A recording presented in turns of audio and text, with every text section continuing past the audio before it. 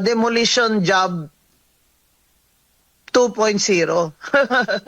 Take two, kumbaga.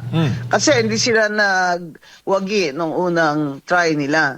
Kasi nga, pinakamalakas na kalaban ng BBM administration at ng mga grupo ng akbayan na ang sabi nila ay magmi-merge daw ang mga Dilawan at Pinklawan na si Risa Ontiveros ang kandidato.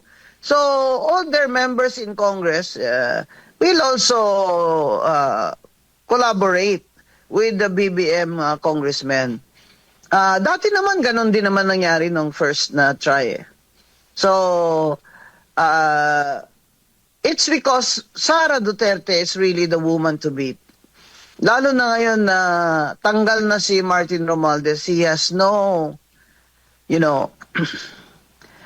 has no chance of winning. Dati kasi, nangurakot sila ng todo dun sa 2025 budget. Lahat ng mga congressman na yan, pinanding niya. Kasi trial yun na kung mag-succeed sila, 2028, siya na talaga ang presidente kahit 13% lang siya sa survey.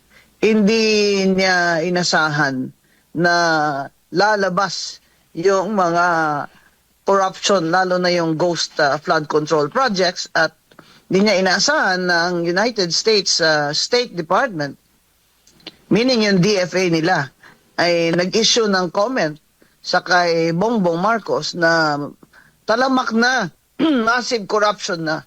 Hindi lamang sa DPWH, kundi sa Bureau of Customs.